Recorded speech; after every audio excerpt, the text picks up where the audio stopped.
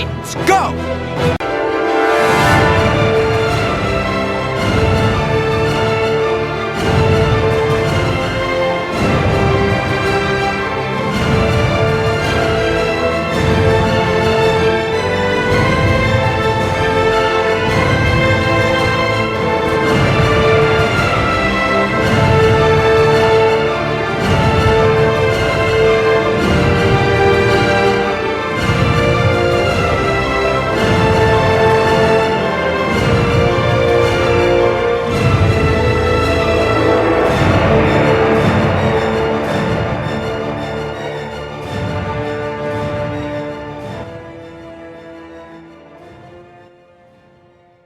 Hello again, everyone. Welcome back to Titan Talk, the Titans podcast. I'm one of your co-hosts, Charles Skaggs, back in Titans Tower. Oh, wait, no, I'm not. But thankfully, I'm here, going to push all that aside.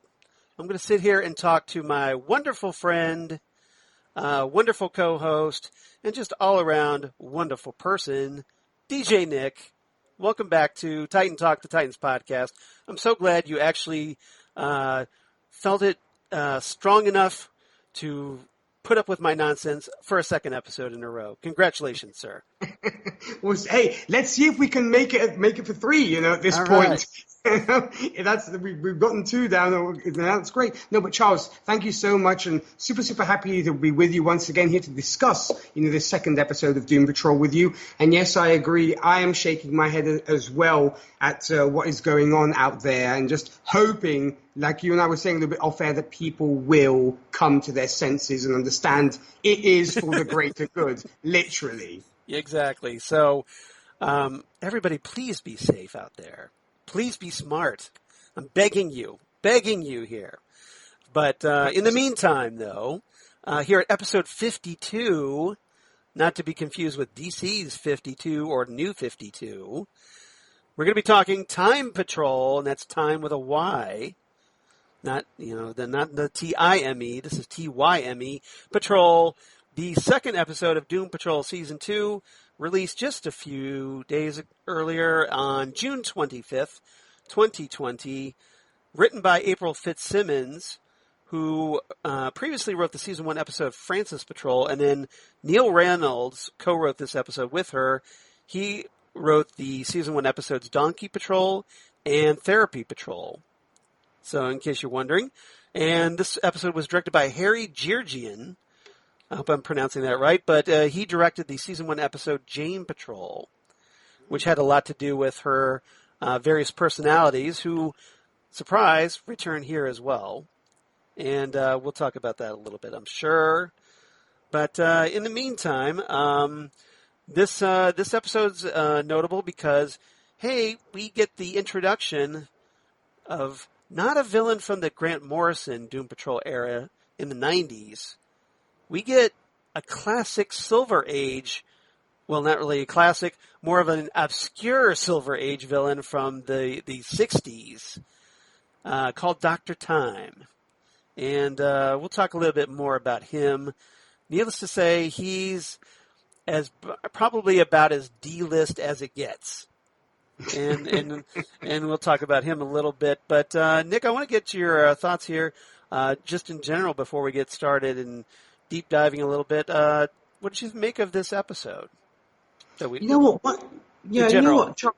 Well, once again, I think we had a great start with the first episode. I really enjoyed that, and I was at that point here because you and I both said that we kind of read ahead. Yes, because that's how much we enjoyed. We cheated. This little gift we were given, 3 episodes immediately, and you and I kind of debated that a little bit of, are they maybe going a little bit over the top, giving us 3 episodes when it's a 9-episode season. And I'm sure we can look at that a little bit as well. But when it comes to this episode, I really enjoyed it. I actually rewatched it a couple of days ago, just in case there were a few things I had missed. And surprise, I had missed them. Oh. And it actually helped me, having watched the other 2 episodes that have also really recently been released in episode 3 and 4. It helps then almost going back, because there's certain things that obviously do then come back in later episodes. I'm like, oh, now that all makes sense, because I'd forgotten that thing had been mentioned after. So I really enjoyed it, and I liked. I just like the feel of this second season. What I will say is interesting about this season is, unlike the first one, where we had one villain leading through the whole season, i.e. Mr. Nobody, here we don't have a one villain thing, which I think makes for a very original take on the superhero movie genre, or on the superhero TV genre. Because usually it's one villain throughout one season, one villain in one movie. Here it's not that. We actually get a little bit more about the nitty-gritty and the characters and the people. And I think that's a very interesting choice. Some people I know might not be happy with that we don't have something to fight. But I like the fact that it delves deeper into the personalities of our characters. Yeah, I agree. I think they are building to a big bad in the form of the Candlemaker. Because, obviously, we watched those first 3 episodes, and I'm guessing that we also watched the 4th episode, did we not? Yes. Indeed, we did. Yes. Charged. So I know that, for everybody else out there, I know we're kind of like 3 episodes behind the current episode. But as a result, though, I think it also gives us a chance to kind of, like you said, take things more in context and see how things do pay off in later episodes that maybe you would have wondered about, or perhaps they're explained better and with a little bit more depth, perhaps. But I think I think it does pay off. I haven't seen any major plot omissions in season 1, so I don't expect any in season 2, especially with the same writers. I feel confident that they know what they're doing, and I feel that they have especially now in season 2, I think they have a much better handle on these characters, and as a result, I think we're able to kind of explore them more in depth.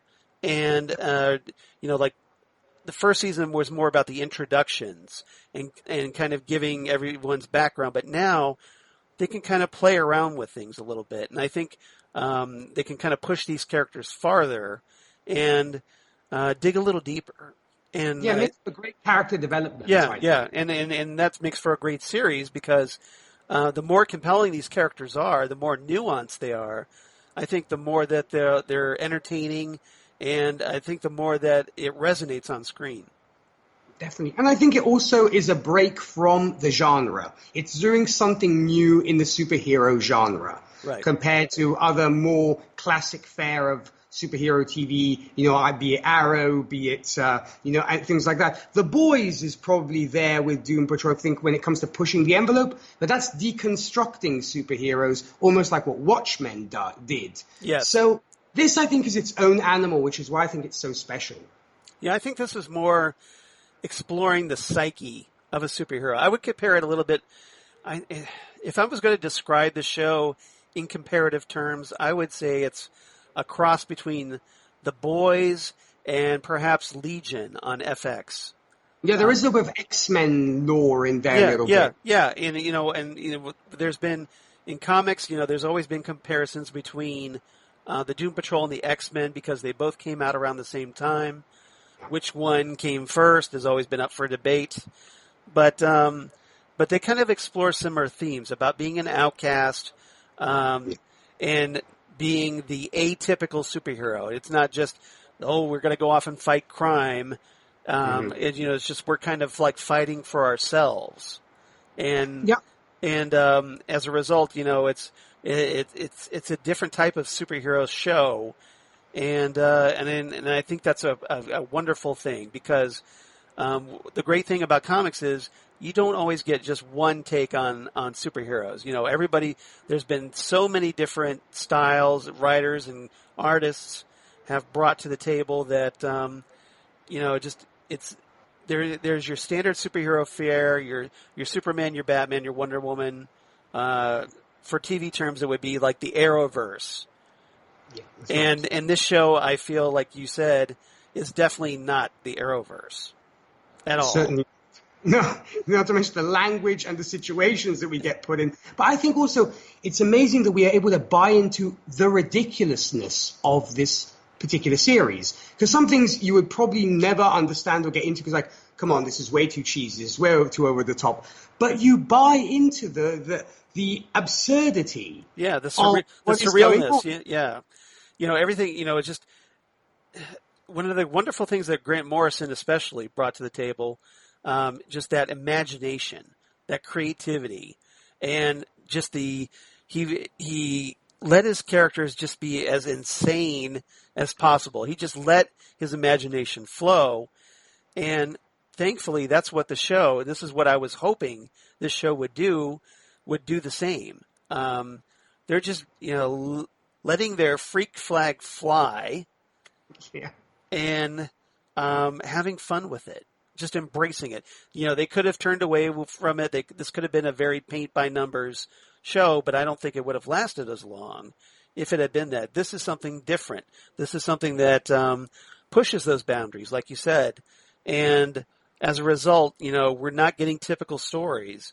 We're getting something new. And there's certainly nothing wrong with that as far as I'm concerned. Oh no, I love that fact. And also, like you said, if they'd gone by the paint by numbers, everybody would just said, "Oh, it's DC's version of the X-Men, and we don't need that." Right. And of course, the Chief is very different to Professor Xavier. As much as a lot of people have hatred for Professor X, as much as they do the Chief, but I think in a different way. way. Yeah, it's a very different way, certainly. Yeah. Yeah. I don't, especially right now. I don't know if you're reading the X-Men comics by Jonathan Hickman. But I think that Jonathan Hickman, I always saw Jonathan Hickman, the writer, as a kind of an acolyte of Grant Morrison in a lot of ways. I describe him as Grant Morrison with more coherent storylines. Yeah, you can tell he definitely learned the Morrison the Morrison style. Yeah. He has Morrison's imagination, but he can tell a story better. And contain it. Yeah, exactly. And make it, make your characters, very empathetic and relatable, I think, more. So, and that's what he's doing with X-Men right now. So, so we're kind of getting the Grant Morrison Doom Patrol vibe, as Morrison did himself a little bit in New X-Men when he was doing that, if you're a fan of that. Guest cast this time, we get the introduction, of course, of Doctor Tyme, the villain of this one, although he's not necessarily a villain, more like just a guy enjoying August 8th, 1980, that just happens across the Doom Patrol and wackiness ensues.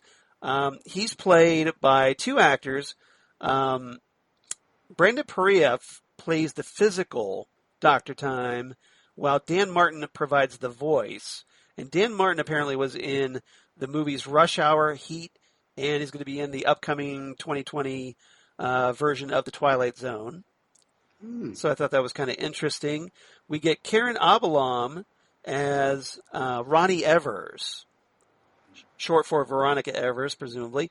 She's been in episodes of NCIS Los Angeles and NCIS New Orleans, if you're wondering where you might have seen her before. John Getz as Paul Traynor, Larry's son, the living one. He was in the movie Zodiac, a particular favorite of mine. Oh, yes, that makes two of us. I'm a huge David Fincher fan. I think we've talked about that before. Indeed, privately. Then he's also been in The Social Network. And rather interestingly, he was in an episode of the 1977 Wonder Woman TV series. So good show. So I couldn't help but pay homage to that a little bit. Trivia this time. So if you're wondering about Dr. Tyme, who is this guy? Because he's not exactly, like I said, he's not your upper echelon supervillain. He's as D-list as it gets. This guy primarily appeared until the 52 series. He didn't appear. He only appeared in one comic in 1964, the Doom Patrol Volume 1, number 92. He was created by Arnold Drake and Bruno Premiani, who created the Doom Patrol, and he was in this version. He was Percival Sutter, presumably an inventor who created a 4X beam, presumably for the fourth dimension, that allowed him to speed up, slow, or altogether stop time, and which would allow him to commit otherwise impossible crimes at relative super speed, okay? So Right. after Dr. Tyme robbed a plane in mid-flight using this power, Impressive. the Doom Patrol gets summoned to deal with him, but the team ends up falling victim to all these time traps that he leaves for the team. Keep in mind, this is the 60s, Silver Age. And so that's kind of what happened. You had to have themes for your traps. Kind of on brand with your particular type. Like if you're a time villain, you got to have time traps, right? Certainly. But Elastigirl's boyfriend, Mento, whom we saw on season 1 of Doom Patrol, he ends up saving the team and rescuing them from those traps, but Dr. Tyme ends up getting away. He got away with it. Ah, okay. So, not your typical supervillain. Didn't get thrown in the slammer. He left the team to their deaths, and he's like, oh, okay, you're gonna let them go? Well, I gotta go. Bye. I'm out of here. I'm out of here. Peace. And that's it. So I just thought I'd mention that. Yeah. If you're wondering about him. But thankfully, the TV show pretty much depicted him almost without the disco, of course, because it's 1964, pretty much dead on with that helmet. So believe it or not. Well, Charles, I actually had a question for you. Sure. Maybe folks are not familiar with the comics. Mm-hmm. The continuum. Yes. Was that made up for the TV show, or are there comic book references to that particular mineral? No, that was invented for the TV show. The mineral that they're referring to. Yeah, that was just so they kind of they just basically took the character and kind of did their own thing with it, I think. Mm. But they kept the look a little bit, so I thought that was kind of interesting. And also to give the actors something annoying to try and to learn to say, because I kept having trouble saying continuum, or whatever it is. Yeah, I guess. Continuinium. Continuinium, yes, exactly. Yeah. It took me a while to learn that one. That's a bit of a tongue twister. I'll grant you that. But you're, of course, a professional DJ, so I can't imagine you had too much trouble with that. Well, I listened to John Michael Montgomery's Sold as a practice. Yeah. And just kind of get my tongue a little bit loose before I tried that. You did all your vocal exercises first, probably. Exactly, yes. All those tongue twisters. If you're wondering about Roni Evers, the young woman that Vic meets at the support group that we're going to talk about, she's actually based on a male character named Ron Evers. So they kind of gender flipped this character. Ron Evers was created in 1982 by Marv Wolfman and George Perez. First appeared in Tales of the New Teen Titans #1, which gave us, that was that spotlight issue that gave us our first full origin of Cyborg. Yeah. If you're a Titans fan. Hopefully you are, because, hey, Titan Talk, Titans Podcast, you're in the right place, right? So Ron was a childhood friend of Vic Stone who investigated Vic's accident that made him cyborg. And then he learned that Star Labs had begun farming out Silas Stone's, Vic's father, his cybernetic technology to military contracts. So one evening, Ron, who was kind of like a little bit, prone to the criminal element, shall we say, decided to voice his anger by planting a bomb at Star Labs. And although Vic suffered PTSD from his conversion, he couldn't let Ron continue with his plan. The two fought one another, and then Ron Evers fell from the roof at Star Labs, seemingly to his death. But hey, it's comics. Nobody is dead, even if unless you see a body. Even then, sometimes. Yeah. So yes. But then he shows up much later when Ron Evers returns as, you guessed it, an evil cyborg, and he's now under the control of Star Labs, and of course, he and Cyborg fight. Okay. So the question is now, are they going to go that route with Roni Evers, do you think? I wonder, because you know what? When I actually met this character, I was trying to think of myself whether Cyborg had any, if there had been any important female characters in his life. Right. And for the life of me, I could not recall any unless they were, within the Titans themselves. Yeah. The Justice League. Well, there was, like Sarah Sims, that kind of counselor to younger children with prosthetics. Right. Yeah. And I think there was I'm blanking on the character's name, but there was a scientist at Star Labs that he kind of fell in love with a little bit. So, yeah, because I was wondering, but maybe we might get a dark Cyborg, as it were. I mean, yeah. Well, maybe it's to give Vic his own villain, perhaps.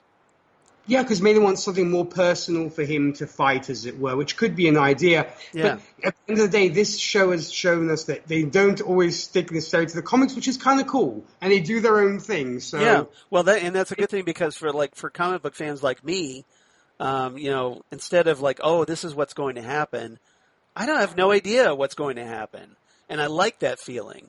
I just have this could happen, reading the background that I just read to you. But there's nothing guaranteed in stone, no pun intended. That see what I did there? That's going to happen. We have no idea for certain, and that's good. Yeah, it makes the show unpredictable. Yeah, and especially to longtime fans like myself. So you can't figure it out. You can't just look to the comics and go, "Oh, that's what's going to happen." Nope. And I think that's a good thing. All right. Let's get into our main topics. We got a lot to talk about. Topic number one, let's talk about the Chief, his daughter Dorothy, and more of that enigmatic candle maker who, in this episode, we finally get to see in a flashback form, and teasing his presumed arrival later on in the season. So what did you make of the Chief, who, after the events of the first episode of season 2, has given up his the necklace that was giving him an extended life, and is now presumably dying?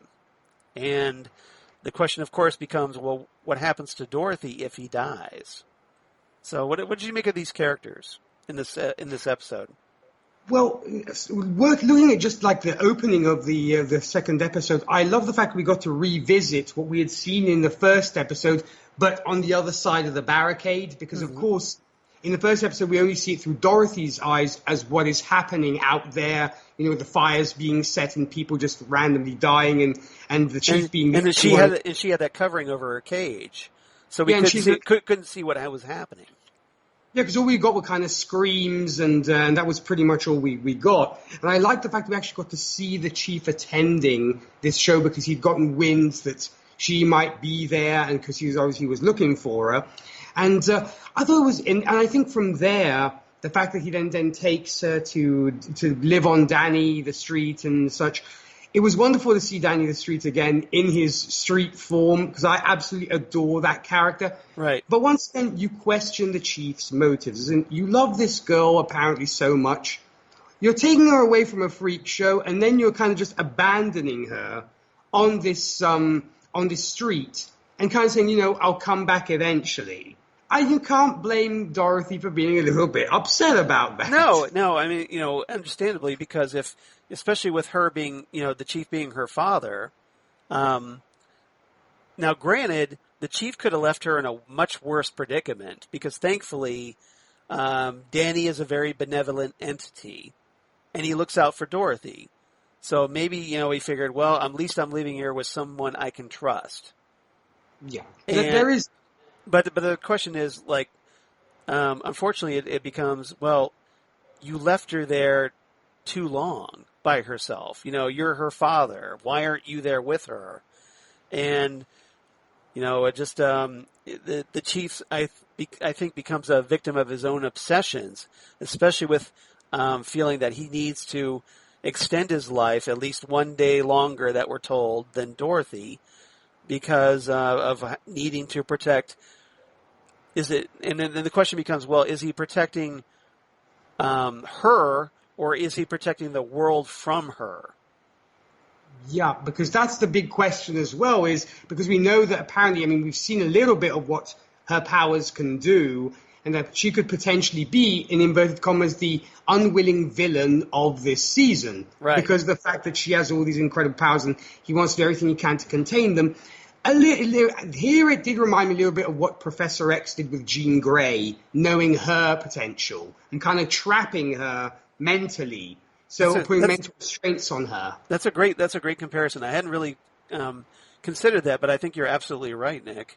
I think it's a lot. And then, unfortunately, as we saw with Professor X and Jean Grey, because of those restraints, it just kind of built up the pressure inside her until it unleashed itself. And you wonder whether we'll get the same scenario here, because yes. Dorothy has also been incredibly restrained, and we can tell there's just that desire to vent, and when she does vent, it's very, it's explosive and it's violent, and it's seemingly unpredictable compared to maybe if you controlled it a little bit more, and you don't just kind of, take this kid and put her everywhere, and then you eventually come back. It's hardly going to be stabilizing for a child, or for any person for that matter, to constantly be kind of passed around like a package, and like, oh yes, I do love you, but I'm leaving you here for a few minutes. Years go by. Exactly. So it was a little bit, and you wonder also what his end game is, because we do find out again, another reason to make you kind of dislike the Chief even more, is that the Doom Patrol was created as experiments for him to prolong his life. Right. And you think to yourself, wow, he ruined the lives of other 4 people for seemingly selfish reasons. I understand you want to look out for your daughter, but you've ruined 4 people who had nothing to do with you, and who probably didn't maybe deserve it. But so that's pretty bad as well. And I was like, oh, really? This just keeps getting worse. The Chief can't get any love from me, at least. Well, I mean, and that's what makes the Chief, I think, such a compelling character, especially now that all this has come out, is that, he's not just the noble guy looking out for the misfits. He's the guy who created the misfits and is kind of keeping them under his control. And I think that's partially what's going on here with Dorothy, is that, he locked her away on Danny, essentially, as we find out, like more of a prison. Mm-hmm. And even though, Danny, thankfully, was, at least a kind entity, not wanting to harm her, but feeling obligated to Niles. We're told that, they've apparently encountered one another before the Chief brought Dorothy to him, to Danny, and to them, I should say, to Danny, and that it's because of that past relationship that he felt that that Dorothy would at least be in a safe place with Danny. Oh no, totally. I'm sure. And I'm sure the Chief kind of rationalizes that, well, hey, I'm kind of looking at my daughter here. I'm being a responsible father, but I think the way that the Chief is going about it obviously is subject to debate. Yeah. I mean, you do recognize the fact that, yes, he did sacrifice his amulet in order for everybody to regain their size and everything else. And it was, his tether and what would have allowed him to live longer than Dorothy. So there is that, but I mean, I can understand also Robot Man kind of saying, what does kind of that prove at the end of the day, because, you sacrificed my family and so on, and now you're just sort of sacrificing this amulet, and even Robot Man doesn't understand why he did that. He's almost incredulous. Yeah, I think he's kind of like, okay, why did you screw up my life? You screwed up my life, and then you gave up the necklace? What? So what was this for? Why did you do this? And, obviously, especially with Cliff having such a hard time as it is, trying to process this, why the Chief would do this to him.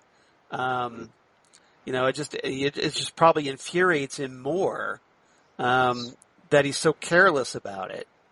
And we'll see, obviously we see how that will play out in later episodes.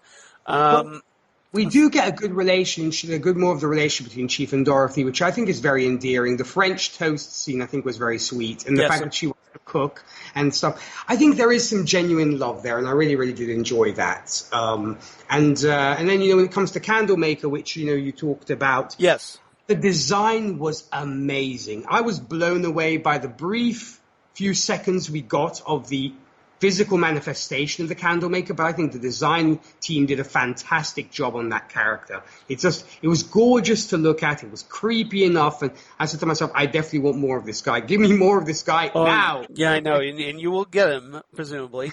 What I struck, because of obviously having read the Grant Morrison comics, I was struck at how close they stuck to the design. I don't know if you've looked up the character online at all. I went to look at some artwork. So what did you think of the Richard Case artwork? His design compared to the TV shows. You know what? I preferred almost this one because I think it's a little bit creepier. Yeah. You do get some of that in the artwork as well, but here I think they really made him creepy, and he's almost more skeletal than when we got in the original artwork. Almost very Burton-esque, I found. He could almost be a character out of a Burton movie. Yeah, Tim Burton. I totally agree. Especially with the kind of the limbs melt with melting wax. That it does have a little creepier vibe, and obviously it's going to look creepier in live action, CGI, than in a 2-dimensional comic book. But yeah, I think so far, obviously, we just got a little tease. We didn't really get to see. Get a really good look at him. It was very brief. So I think that once we finally get to see him in his in his glory, if you will, I think it's going to be a lot more impressive, and I'm hoping it will be. So, were you happy with the first shots we got of him? Oh yeah, I was very happy. I was like, I thought it was, it brought its own style to the Richard Case drawings. But I thought it adhered close enough that the character was recognizable, and that spirit was there. It just they kind of took it to their, it's something that was created in the late '80s or early '90s, and then reimagining it for a television audience in 2020. So and I thought they did a good job, and I can't wait to see him, in the flesh, which I'm sure we're going to be seeing. But But what I find most interesting about the Candlemaker here is that he's manipulating Dorothy behind the scenes. Yes. Nobody else. Well, the Chief kind of knows the Candlemaker exists, but nobody else does. Nobody knows the Candlemaker is even a potential threat. And here's Dorothy having conversations with him in private. Some I'm sure we don't even get to see on camera. Mm-hmm. And how much I think he's kind of guiding her to do what he wants. Yeah, because you wonder what his end game is as well. Why is he doing the things he does? What does he hope to achieve through her? Yeah, I have some theories based on the comics, but we'll again, it's like we've talked about.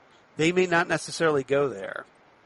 Right. But my, based on the comics, my theory would be that he's just looking for Dorothy to open that gateway to allow him from his dimension into ours.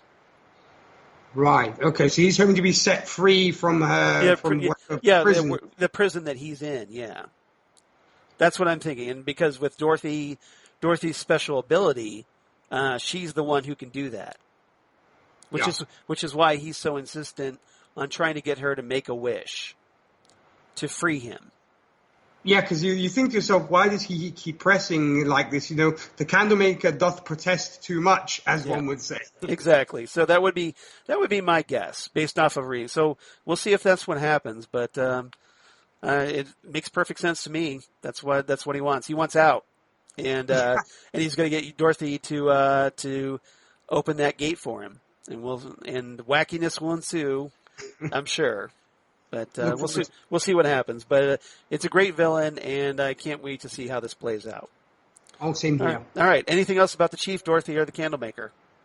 No, I think pretty much that's it. I mean, other than the fact that it does show it's one of the nicer parental relationships, at least when they do sit down and chat. Like I said, the French toast scene put a little smile on my face. Right. It was kind of cute. I think the Chief genuinely cares for Dorothy.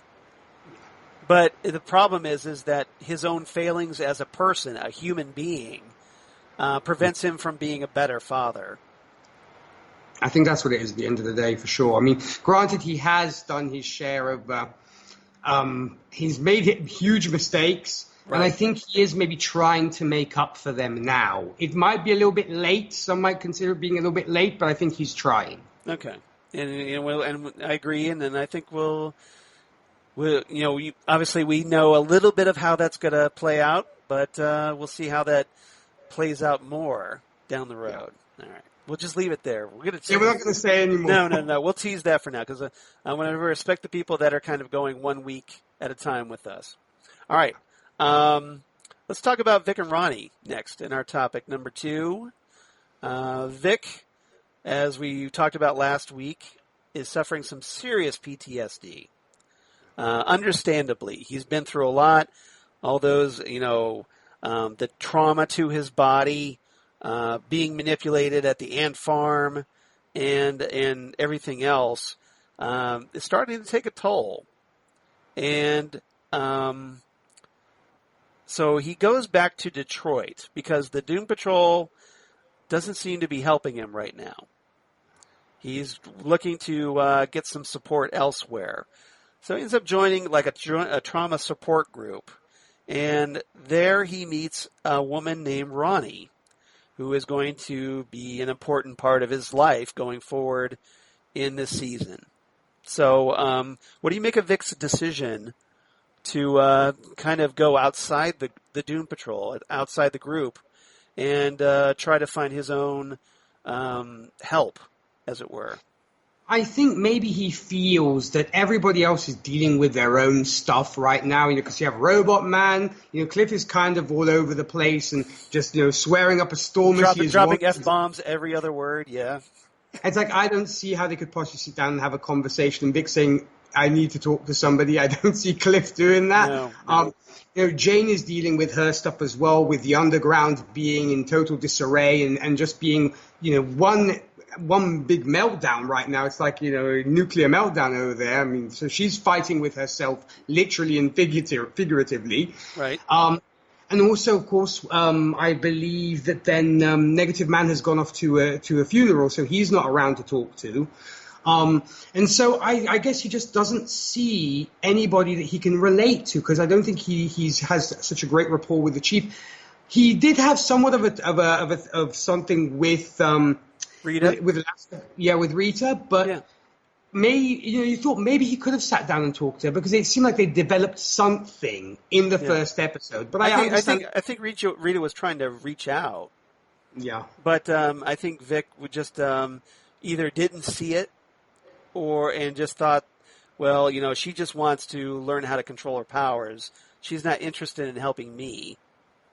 And maybe, like you said, I think that maybe he just wasn't feeling like he was going to get the help he needed. No, also the fact, I suppose, that being a vet himself to a certain extent, or having had PTSD, he could relate to vets or folks who have had, traumatic experiences in battle. And of course, we know that, of course, Cyborg had, of course, traumatic experiences both in battle and, of course, just the way he was born as well. So he could probably relate to folks who had been traumatized much as him in that sense, who may be more scarred compared to maybe the Doom Patrol, who were kind of busy with their own problems. And so I couldn't see him I can't talk to these folks. So I get why he does that. And I thought it was interesting to see. I mean, we've seen these kind of talk groups in so many films, in so many shows, and we have an idea. I've never attended one in real life. Right. But I got the general gist, having seen it so many times portrayed in various films and shows. And it is, of course, very much a run-of-the-mill discussion group. But I did like his rapport that he had with her. You know, you know what I mean? Maybe this was one of the few predictable things of you could tell that, you know, there's going to be something between the two, because, you know, just the way they talk to each other was a classical the kind of, chemistry they had. Yeah, and also it was kind of the classic textbook thing of I reject you, but then I'm not going to reject you. You know, it's almost like if they don't like you, it means they do like you, kind of thing. Right.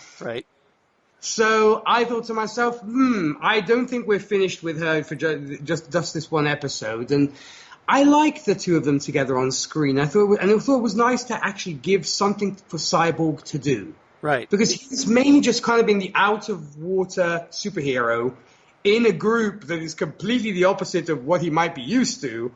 And it was nice to have somebody that he could relate to somehow. And I like the relationship between the two. What did you make of those two? I agree. I think that I like that Vic, like you said, gets his own storyline. You know, he's not just the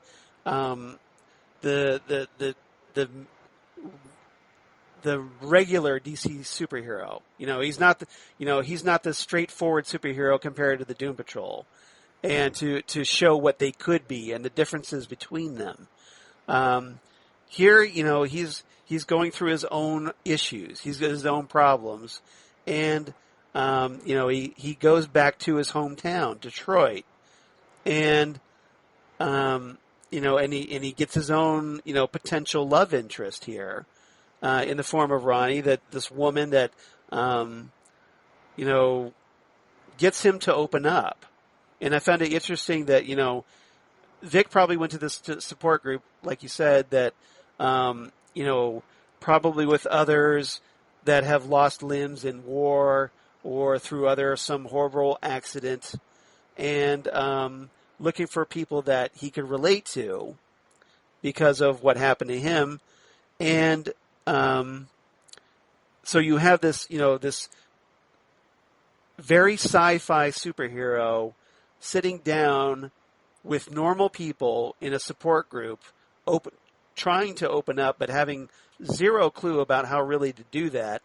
And Roni is the one that kind of gets him started to opening up. And one great example of that, I think, is the scene where they talk about Vic needing to show off his camera, his internal camera, and not because typically he would record everything and for whatever use later, and just it would be stored in his database. But you know, obviously the terms of the group is that, you know, to respect their privacy.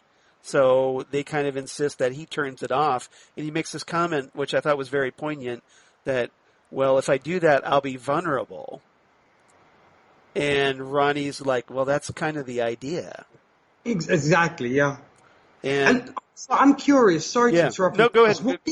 What did you make of their exchange outside of group when they, you know, stop that, when that's the mugger comes by? When the petty mugger tries to, you know, obviously mug Roni, and they have that whole little debate on whether or not somebody should be reformed, or should we say should be arrested or be given a third chance in this case. I mean, I just out of curiosity, were you Team Roni or were you Team Vic in that case?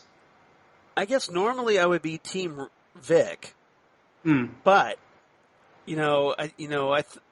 I get why Roni said what she said, and the reason I think she said it is because she probably has her own criminal background. Mm-hmm. Like, because of, like I talked about, that the Ron Evers character that she's based on had a criminal background. So, so if that's the case, you know, that maybe someone gave her a break at some point in her life, and she wants to pay that forward. And so I thought it was an interesting ideological discussion between the two, because here's Vic, he's a superhero, he's like, okay, bad guy commits crimes, bad guy goes to jail. That's right, yeah. And Ronnie's coming from the complete opposite end of the argument, going, look, you know, he may have a reason for doing what he's doing, or maybe he's just confused, or he's making a mistake. That doesn't mean this should be the end of his life. if you throw him in prison, and it causes her words actually make Vic take a step back, and kind of reevaluate his own outlook on life a little bit. Yeah, because he's very black and white, and she's more in the gray area. Exactly. So she's providing, I think, much needed perspective that maybe he normally wouldn't have had without someone like that as a influence in his life. So I thought it was very interesting, and and obviously now the question is, what's her criminal past if that's the case, and what's going to happen if Vic does a little digging on her at some point and finds out what how that might affect their friendship or relationship going forward. Yeah, that's very true. And also, I think Roni does make an interesting comment, which I think could almost sum up a lot of the characters' problems. Is nobody should be judged on the last thing they do. And I thought that's very interesting, because if you apply that to the chief, I don't know if the Doom Patrol would agree with you if she says that, because kind of the last thing he did was mess up their lives. So it is a very debatable statement. I think you could actually start a debate just in that phrase. All right. Anything else about these characters? I just hope that Roni will stick around for a while, because it's nice to also have a strong female character that's not necessarily associated with the immediate Doom Patrol team, and I like that. Yeah. I mean, it kind of, and it's someone that presumably is at least, working on her own issues and is trying to be a better person, and hopefully doesn't have any ulterior agenda. Yeah, because it could also be a very relatable character for certain viewers as well. So I'm hoping that's why we get more of her. So we'll see what happens to her, and see if she does indeed go cyborg supervillain like her comic book counterpart. We'll find out. We'll wait and see. It's probably not going to be that simple, I'm guessing. This is Doom Patrol. It's never that simple. Patrol. It's never that simple. Yeah, exactly. All right. Topic number 3. Let's talk about Larry, his deceased son Gary, and his still living son Paul, as Larry gets news that his son has died after killing himself, and Larry is understandably affected by this. And he's angry at first and lashes out at the chief, because like anybody else needs an excuse at this point to lash out at the chief, and says, look, we're all your failed experiments, and like my son died, but probably because of Niles. He probably didn't even know I existed. So I guess there's that. And then he goes off to the funeral, and or at least to visit his son's gravesite.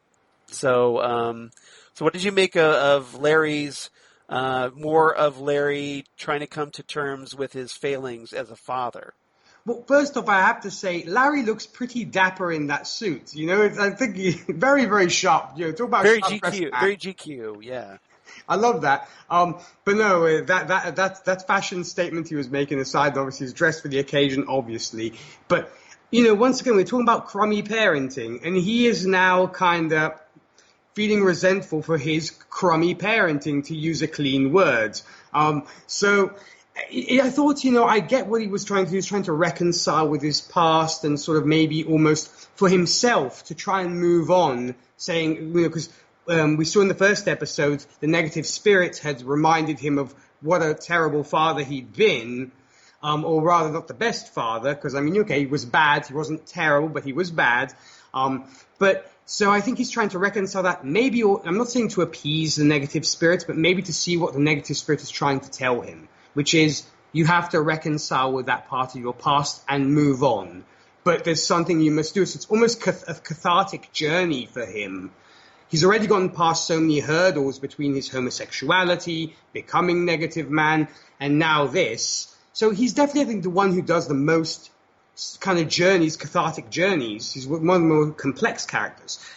I like that. I like the fact that he got to the grave. There was literally almost nobody there, and then he meets his other son, and it was very touching because it could have been a very throwaway moment, but I like that they allowed us to sit with that moment for a little bit because, you know, they're not on screen that long, Paul and Larry, but enough for it to resonate with us. And I thought it was because you think to yourself, how would you feel if your father suddenly returned after years and years and years? How do you even begin to process that, and how do you react? So, especially looking like Larry does, you know, all wrapped in bandages. Yeah, exactly. Like Sunglasses. And the sunglasses and, you know, looking like the, you know, Claude Rains in The Invisible Man. Yeah.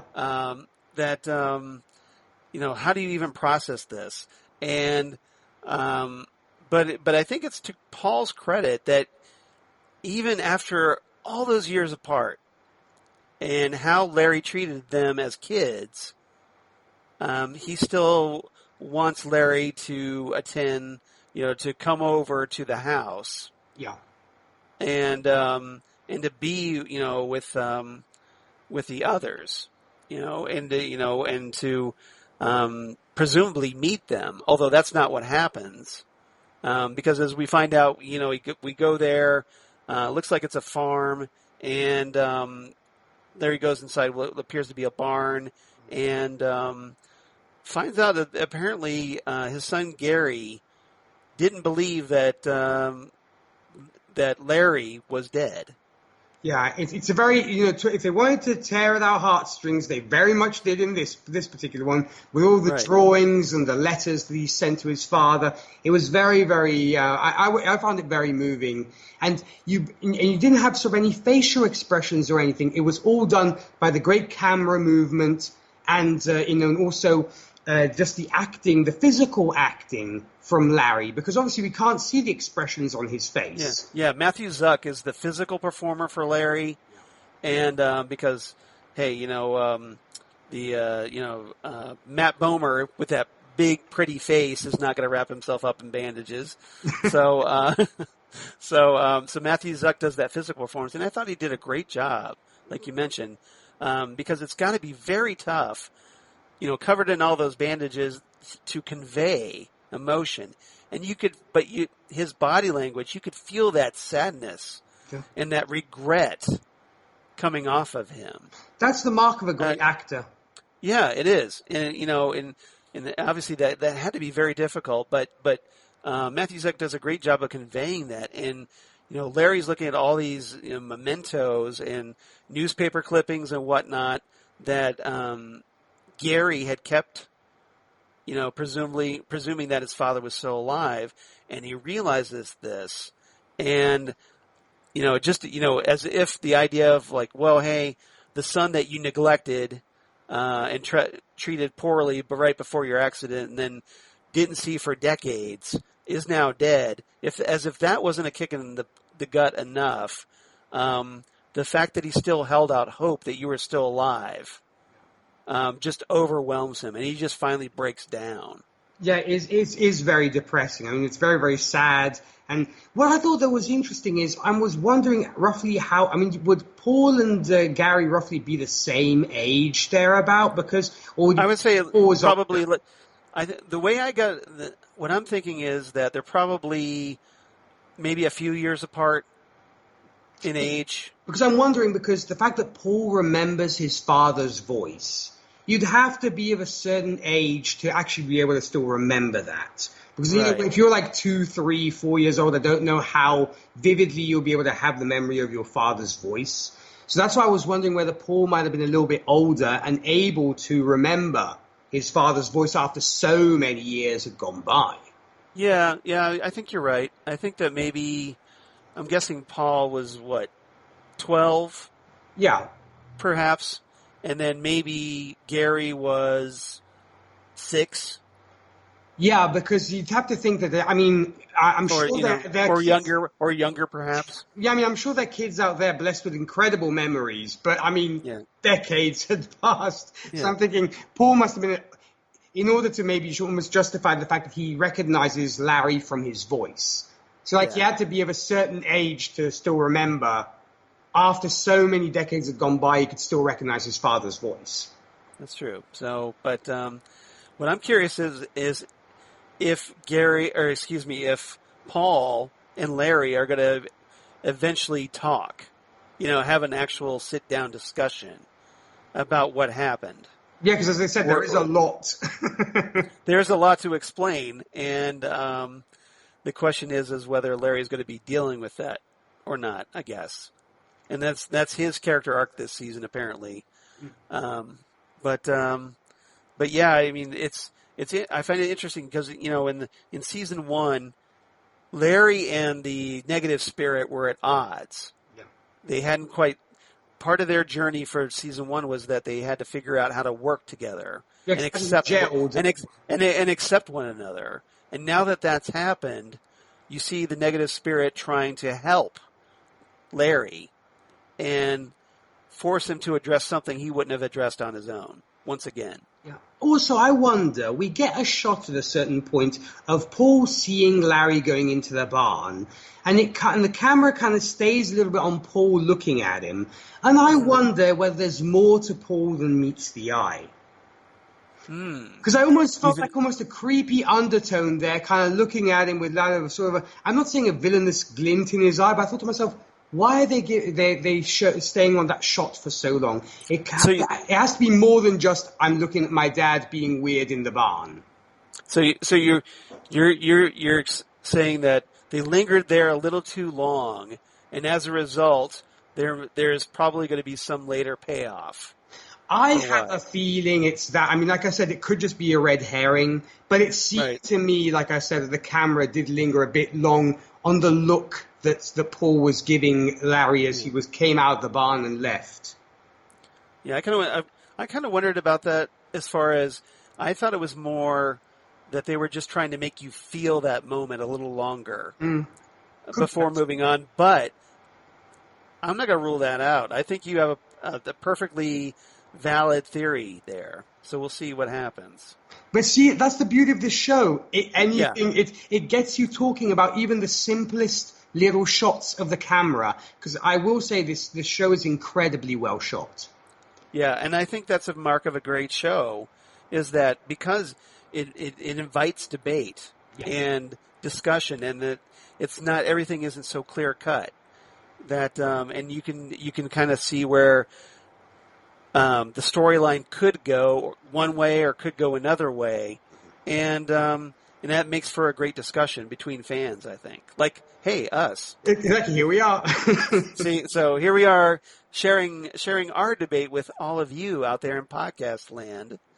So I hope you're enjoying it all out there. So, all right, anything else before we move on? No, I just think, as I said, there's going to be more between Paul and Larry, but we shall see. We shall see. We shall see. Yeah, this is probably not the end of Larry's character arc in this regard, I'm guessing. Larry's got a lot more issues probably to deal with and work out. Yeah. So we'll see. We'll see. All right. Topic number 4, last topic. Let's talk about Rita and Doctor Tyme. Rita, after everything comes out that, hey, the chief is now dying because he gave up his extended life, his necklace of extended life. Rita, in particular, is concerned about Dorothy and wondering what happens to her, and seems pretty upset even after everything the chief did to her. Seems upset that, oh my God, the chief is dying. Yeah. So I find it interesting that out of all the patrol, she feels is still the most loyal to the chief, I think. Yeah. Is that a fair assessment, do you think? I think it is. Because maybe she's weighing the good with the bad. As in, she says, granted, he is the maker of my current condition. However, he then, did everything in his power to put me back together and give me the confidence that I maybe had lost, even before her accident. Because we did get some shots of her before her accident, even in season 1, that she wasn't she wasn't as, sort of sure of herself as we thought. She wasn't, super full of self-esteem. She was, very maybe pompous as an actress, but we could tell that she did lack self-esteem, and maybe she is grateful to the chief for having given her some more self-esteem and made her into more of a leader, because I think she's growing slowly but surely into very much a leader, almost the Cyclops, if you will. Yeah, I agree, and and I think that's going to go a long way to trying to smooth things over with the rest of the team as far as the chief. So we'll see. But I love the sequence where Rita outlines her plan in the drawing room. Oh, that's fantastic. Just that she's got everybody there, and she's got her little board or her pad out detailing her plan, and it's all like in stick figures and just this whole big elaborate, because hey, it's Rita, it's going to be elaborate and theatrical plan that she outlines about how to rescue the chief, or what to do about the chief. And I thought that was a very fun sequence. And also, when your audience is Crazy Jane and Robot Man, it's going to be hilarious. Exactly. That was just a great scene for comedy, and it did not disappoint as far as I'm concerned. Agreed. So Rita talks with the chief and tells him, as far as she's concerned, what he needs right now is time. Mm-hmm.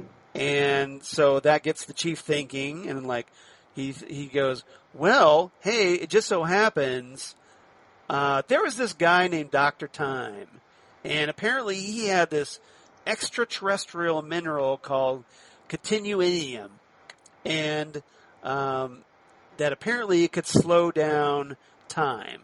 So they kind of put their heads together and go, well, hey, maybe it could slow down your decline and give you some time that you need to figure out a game plan. So they decide, well, okay, we need to find Dr. Tyme. And they essentially go through the process of, well, hey, we're going to enter a wormhole and find ourselves in Dr. Tyme's capsule, which, hey, turns out to be a roller disco rink set in August 8th, 1980, which Dr. Tyme refers to as the peak of humanity. So what did you make of Dr. Tyme and his roller disco? You know what? Had it been another show, i.e. the Arrow, Yes. I would have found it to be totally ridiculous. It would have been like seeing the Condiment Man making an appearance on Arrow, for example. Exactly. But here it works because it's that kind of show. And now, if it was Kite Man, that would have been different, because hell yeah, Kite Man. Oh yes, definitely give us Kite Man, because the animated version of Kite Man that we currently have on the Harley Quinn show is brilliant. It really, really is, and I definitely invite folks to check that out. But that aside, he really isn't a villain at the end of the day, is he? I mean, he's just a guy chilling, enjoying the 1980, repeating the same song over and over again, okay? I mean, 1980 put out some incredible music outside of that song. Yeah. But he seems to be enamored with this particular one. But Donna Summer's, Bad Girls, not a bad song, but I'm sure played over and over and over again would probably drive me to do what Cliff did. Yeah, you, me, both. I mean, I actually prefer Hot Stuff to that song, but that's just me. But right. But I did enjoy this character. I mean, he's very flamboyant, obviously, given also the setting and stuff. He was almost like, I don't know, I can't really even say who you remind me of. There was a little bit of Liberace in him for some reason. But I just love this character, because I said to myself, he's not really a threat. He's not Mr. Nobody. He's just having a good time. Totally. Yeah, he's partying. He's just he's got his roller disco. He's got his, he got a bunch of girls, and everybody's partying. And if anything, the vibe I got from him was essentially Goldmember in the third Austin Powers movie. Yeah, he would be a great extra little character there for I'm from Holland. Isn't that weird? Yeah, basically. And I thought the design of the helmet was amazing. I would actually get a clock like that because it's just beautiful. That design. So I just happen to have a copy of my Doom Patrol Archives Volume 2, which, has the very first appearance of Doctor Tyme in it. And let's see if I can pull up the cover here. So here's the cover for issue number 92. So here's Doctor Tyme. Exactly. Pretty faithful to the comic book. Oh, yes. Needless to say. So, at least as far as the helmet goes. Because it has that little, clock mustache going on. That's right. Which I thought was pretty funny. Yeah, and if I ever, bought should we say, analog wall clock, I'd probably get the Tyme's face. Because it's creepy, but it's cool. For some reason, that is some seriously cool headgear right there. But they got the big glowing eyes. They're a little angry. Because, hey, he's a villain, right? But he's not really a villain. But I enjoyed it. I just hope we get to see more of him because I wonder whether they just want to give us a villain and just sort of kind of take him and then put him back in the box, as it were. I hope we get a little bit more and it might be leading to something else and not just saying look, we're trotting out Dr. Tyme for you fans. Enjoy him while you can. You know what I mean? Yeah. Yeah, exactly. Here's a nod for all you classic Silver Age fans out there. That we're going back to kind of like they did with Animal Vegetable Mineral Man in season 1. So which is another DE list super villain from the Silver Age. But what did you make at the time? I thought he was fun. I thought he was a fun character. I mean, he's out there, he's doing the roller disco, and as someone old enough to remember as a kid roller disco, like when I was 7 or 8, we'd have kids parties and go to a local neighborhood roller rink or whatever, and they would be playing, late disco classics and whatnot, and the whole cheesiness of it. And it just kind of, I thought it did a nice job capturing that vibe a little bit of that era, and only with a Doom Patrol spin to it. And I thought it was interesting with Dr. Tyme, that the Doom Patrol goes to all of this trouble to retrieve his helmet, but it turns out, oh hey, it's not really a helmet, it's his head, and whoops. Oh no, you've spilled his brains all over the floor. Whoops. Yeah. Kind of a Homer Simpson dope kind of moment. But Rita, in a pretty instinctual move, realizes, well, hey, let me just reverse the clock hands on Dr. Tyme's helmet, and maybe that'll reverse time. How she knew that, I have no idea. Yeah, that's a bit of a plot hole, but it's okay. But she did, and unless I missed something, that was there. And so she reverses events, but he gets restored. But interestingly, when he tells Rita that she's never going to be more than a fraud, and then sends them back to Doom Manor. It's interesting he didn't do more to them. He's kind of like, you're out of the party, boom, you're gone. Yeah, he did. Basically, he kicked him out of the party, but he took a shot at Rita. Yeah. And I'm thinking, I thought it was interesting. Why go after Rita? Yeah, he also shows to be he's a big fan of hers when he first meets them, because he basically ignores Robot Man and Jane, and he goes straight for Rita. He's like, oh, Rita Farr, big fan, and all this kind of thing. And so, like you said, maybe we will get more, because the beauty of the show is they tend to peel back the layers slowly but surely, so we might see why, or what Dr. Tyme meant with that statement and why the interest in her. Yeah, and so obviously Rita does not take this well, and it's probably going to force her to confront some things on her end as well, I'm thinking. And we see that she has big problems managing her powers, because they don't really work when she wants them to. And here's a perfect example of that, because first she tries to extend her arms and is unable to, and then she kind of just freaks out, and her arms come out and she, as you said, basically brains Dr. Yes. Tyme. But and honestly, that doesn't work very well on her psyche either, because she comes home and she's super defeated. She's like, I can't do anything right, and she closes herself in her room. And that's, of course, when Dorothy shows up and she teaches Dorothy how to make French toast. Yep, and it's just Rita. Rita obviously has a lot of deep-rooted insecurities. Yeah. And as we've watched other episodes, we kind of find out a little bit why she has those deep-rooted insecurities. And I think that's going to be part of her journey, as probably overcoming those insecurities is what's going to lead to her finally getting control of her powers, I think. I very much agree. And you know what? I'm really liking Rita in this season. We had said in our recap of the first season of Doom Patrol, it took me a while to warm up to her. Now I really, really like her. And I'm so glad they got me to become a Rita fan. Because at first, she's just an arrogant, washed-up actress, who still... And she doesn't add anything to the team. Yeah, and now I really like her.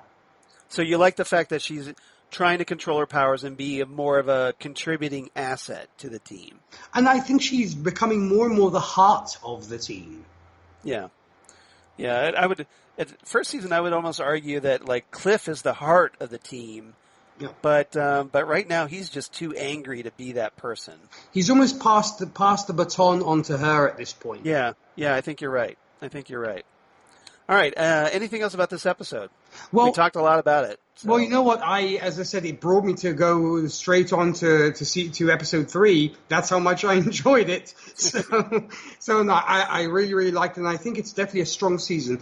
I'm glad they're not repeating what they did in season 1, which some shows are wants to do of, big villain throughout and same storylines. I love that. And I love the fact that we're actually dealing with the fallout from the first season, and it actually means something. Because once again, other shows have done this where you have a major event and it's kind of sort of shooed under the rug. They talk about it for an episode and that's it. So I like that we're dealing with the fallout. Yeah, there is, especially with, something like that. There had to be a lingering payoff to that. You couldn't just drop that bombshell that the chief was responsible for their accidents and then just walk away. There had to be repercussions. There had to be the process of dealing with it. And what you're seeing that is on season 2, I think is great storytelling, because it follows up and doesn't just easily brush it off, like you said. Yeah. Also, we did get a little bit of, in depth of Jane as well, which I like. That scene of her with, why are preachers all have a southern accent, Charles? I don't know. I mean, I'm not American, so I don't know. But it seems to me that any show I see on TV where you have a preacher, they have to have a southern accent. And I wondered... Yeah. Well, I think it's the kind of the Bible-thumping preacher, that stereotype that,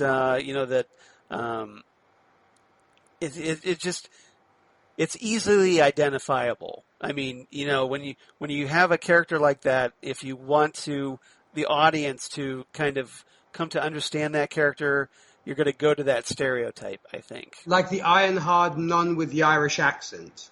Yes, exactly. Something I'll never understand. But aside from that, I really like that scene also of Jane's, where we got to see all the, her being thrown back and forth into the tub and all the personalities coming out. And we get to learn a little bit more about, what is going on with her in the underground. And, and the fact of wanting to keep this one girl safe. And we might find out more about her mother as well, who doesn't seem to be the nicest mother either, apparently. No, obviously we know about, that Jane's father was abusive and horrible to her, which is the reason that, her personality fractured. And, but now, obviously, just when Jane was starting to kind of, grow a little bit, the bombshell drops with the chief, and that sent this whole, that, to use, a crazy Jane metaphor, the puzzle pieces are now scattered all over the place again. Yeah. And the various personalities are kind of infighting, and we're told in this episode that we get a reference to Miranda, Yes. the previous primary personality in Jane, that was powerful long before Jane got her metahuman powers. Yeah, that's right. So, so the question is, will Miranda's persona make a resurgence at some point to claim dominance? I have a feeling, they wouldn't put her out there for just for the fun of it, so Yeah. she probably will resurface. But I actually had a question for you as well, is what do you think is actually the objective of the personalities when they say it's time for a change? I mean, what do you think they actually want from Jane? Well, I kind of wondered, I talked about this last episode, I kind of wondered if they're trying to snap Jane out of this funk that she's in, this depression. Because, we talked about how she's numbing herself with drugs, and trying to just not deal with everything right now. And the personalities are realizing, well, you're the primary, you need to be in charge, and if you don't, it's affecting the girl, and meaning Kay Chalice, her true self, Sure. which is all the personalities are so protective of. And so so they're kind of seeing as Jane's crisis is affecting their stability. So I think they're trying to look, you need to change your attitude. You need to step it up and get back to where you were. Otherwise, we're going to bring up another primary and replace you. And I think it's going to be a very interesting journey with Jane as well. And she's such an intriguing character, and I would definitely am looking forward to seeing where we go with Jane too. Yeah, and Diane Guerrero is just such a phenomenal actress. Amazing. To pull this off. So obviously this kind of character is so complex, and I'm really looking forward to seeing what happens. Oh, you and me both. All right. Anything else about this episode? No, I was super happy with it, and as I said, it brought me right on to episode 3. Nice. So do you have any favorite quotes for this episode? I did have a few. I mean, one of them was the exchange between Rita and Niles when she looks in on him trying to find all those plans, and she says, "I'm trying not to take this personally." And he says, "Take what personally? That you're throwing a pity party and you didn't invite me." So I thought that made me chuckle. Also, the other one that I liked was between Roni and Vic, where she asks him, "Are you really that confident in your moral compass?" And he says to her, "No, I just didn't know this mugging was my only chance at solving systemic injustice in America." So I thought it was nice. Yeah. So yeah, it's a pretty deep conversation these two have. And Vic is just like, "Look, I was just trying to stop a mugger. I didn't know I was trying to solve this big social crisis in America right now." So, and obviously his comment I thought was pretty relevant to what's going on today in America. Yes. It is very, very much, for sure. That's what it's so haunting about this, is that someone's just... Yeah. Well, you remember they filmed this months ago. Yeah. And here we are. It just kind of shows how important that discussion is, because it's been out there for so long. I like Cliff talking about it's every man, woman, and brick for themselves now. Yeah. Nice reference to Danny the Brick. And Cliff calling out the chief, going, "Wait, you gave away your longevity like some kind of a-hole? Then what was all this for?" Yeah, you have to have at least one Cliff quote for sure. Yeah, and then Larry and Cliff, this will be my last one, where Larry's talking and says, "My son is dead." And Cliff is, very, very harsh to Larry and goes, "Aw, did Chief get him too?" I hate to laugh, but and it's like, "Damn, son, you did not go there." I know it's terrible. I can't help but laugh anytime Cliff spouts something out. It's just hilarious, and one shouldn't. It's so inappropriate to laugh, but you can't help it. Yeah, it's just, Yeah, it's something you obviously most people couldn't get away with saying, but because it's Cliff and he's pure id. He just says whatever comes to his mind. Zero filter. Zero filter, exactly. And so of course he's going to be the one to say something like that. Yeah. So I just thought it was pretty harsh, but like you said, pretty funny as well. Good. It was a pretty brutal comeback. What's your rating for this one, sir? I'm going to give this a 9 out of 10 roller skates. Nice. You totally stole mine. Oh. You really like this episode. Yes, I did. All right. So I'm a little bit under you, but I still enjoy this one a little bit. I enjoy this one quite a lot, actually, but just a little bit less than you.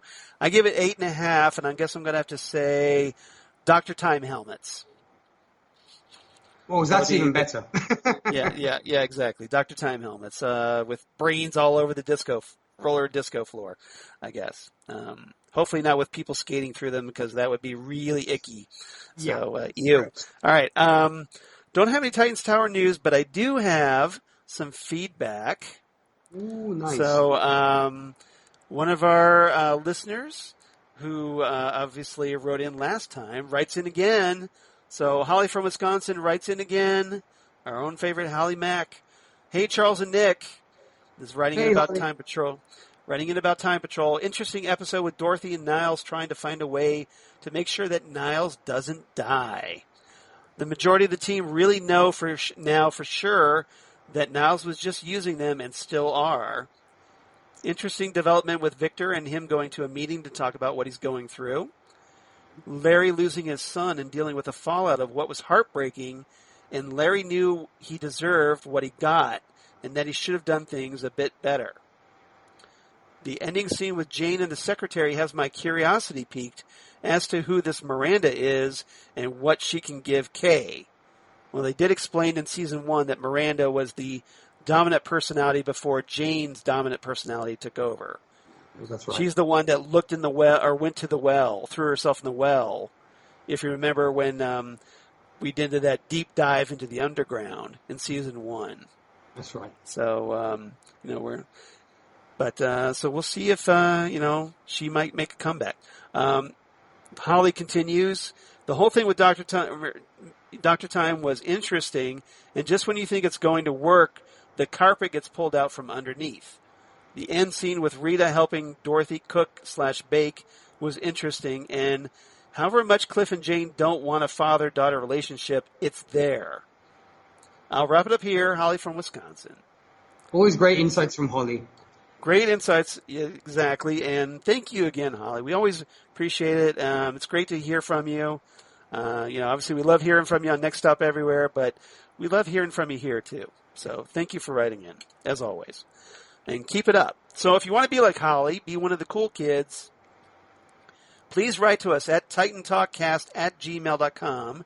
It's TitanTalkCast@gmail.com. We'd love to hear from you and love to know your thoughts, what you think of Nick and I doing these Doom Patrol reviews. Any thoughts? Because I think we're having a ball. As far as I'm concerned, we are. I'm having a blast myself. I want to see if people are ready with the tomatoes or rotten fruit to throw at me just yet. No, if they do, they'll be gunning for me, sir. They won't be gunning for you because you're too good. You're too awesome. Otherwise, you can reach us on Twitter at Titan Talkcast on Twitter or on Facebook, Titan Talk, the Titans Podcast. We'd love to hear from you. And if you were so inclined, please like and follow us, and also please share our links because that helps people find us. Obviously, we'd love to keep growing the podcast. Want to reach out to people. So if you like what we do and you deem us worthy, please share us with your friends. We definitely appreciate it. And Nick, how about you? Where can they reach you? Well, when it comes to me, if superhero movies are your speed, I do also host the Happiness and Darkness podcast, where, of course, we discuss superhero movies from Marvel, DC, Dark Horse Image, and more. If you would like to join us on there and discuss a superhero movie of your choice, feel free to send me an email at happinessanddarknesshow@gmail.com. We're also on all the main social media, so Facebook, Twitter, and Instagram. Also, for you country music lovers, I also host a Whiskey and Cigarettes show where we play traditional country, today's country, and everything else in between. For more about that and how and where to tune in, you can visit our website. That's whiskeyandcigarettesshow.com. And finally, our latest project, Gold Standard, the Oscars Movie Podcast, where with Zan Sprouse, a good mutual friend of ours, Charles and Rachel Friend, we're reviewing all the movies that won the Oscar for Best Picture from 1927's Wings to the present day. And actually, Thursday, July the 9th, we'll be discussing our third film, which will be All Quiet on the Western Front. And if anybody wants to, it's going to be an interesting one. For anybody who wants to join us for that discussion, or want to be a guest co-host for that episode, they can send us an email at goldstandardoscars@gmail.com. And that's pretty much everything from me, Charles. Well, I think that's enough, sir. You're very, very busy these days. And, of course, I'm not helping because I keep adding to your busy schedule. So it's a joy, believe you me. If this was work, I mean, really, I would be happy as Larry. Not Larry, right. Negative man, but as happy as another Larry. Okay. So we'll try not to make you negative, man. With that. So as for me, of course, at Charles Skaggs on Twitter, at Charles Skaggs on Instagram, Facebook, of course, Charles Skaggs in Hilliard, Ohio, and my blog of geeky things. Wait for the thing. Damn good coffee. And hot. Damn good coffee and hot, where I talk about all the stuff we talk about here on on Titan Talk, the Titans podcast. Whoops, little slip there. So all kinds of Titans news, Doom Patrol news, news of my other podcasts that I do for the Southgate Media Group, including Next Stop Everywhere, the Doctor Who podcast, which Nick joins us on from time to time, as we talk Doctor Who, Torchwood, and Sarah Jane adventures, joined, of course, by Jesse Jackson, my partner in time. So please check that out. Also, the Fan of Zone podcast they also do with Jesse Jackson, where we are covering currently the DC Universe / CW series Stargirl, and enjoying that quite a bit. It's been a lot of fun. Like the great show, sure, Charles. Yep. And we just recorded 2 episodes earlier today, so this is my 3rd podcast today. And you can probably tell in you've done your marathon today.